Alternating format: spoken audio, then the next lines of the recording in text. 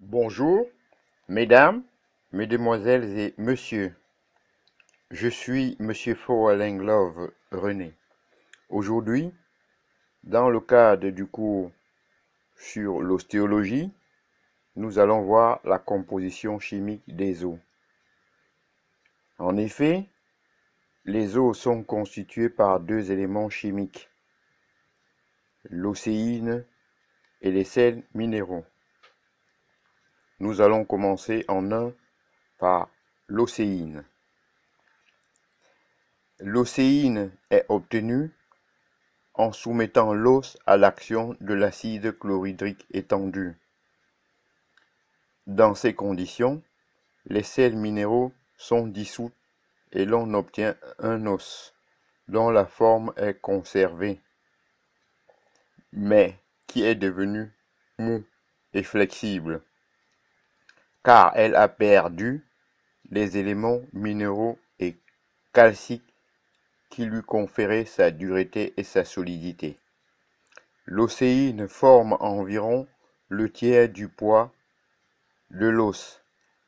Elle représente la matrice de l'organe sur laquelle viendront se déposer les éléments minéraux. Du point de vue chimique, l'océine est une protéine, c'est-à-dire une substance organique complexe formée par la combinaison d'un grand nombre d'acides aminés. Sous l'influence de l'ébullition, l'océine se transforme en gélatine. En deux, nous allons voir les sels minéraux.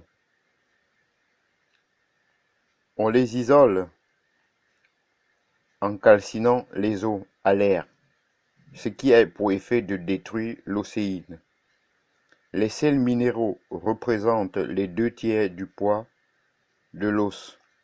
Ce sont eux qui confèrent aux os leur rigidité et leur solidité. Les sels minéraux constitutifs de la substance osseuse sont essentiellement le phosphate de calcium, 80% des sels minéraux, le carbonate de calcium, 14% des sels minéraux, le fluorure de calcium, 4% des sels minéraux, le phosphate de magnésium, 2% de sels minéraux.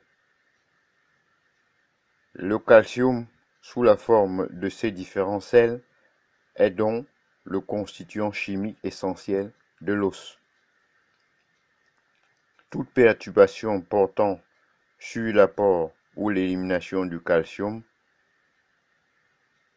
retentira immédiatement sur le squelette en déterminant des troubles plus ou moins sévères.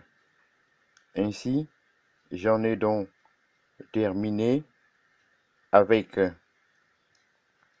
la composition chimique de l'os. Prochainement, nous verrons la structure de l'os. Je vous en remercie.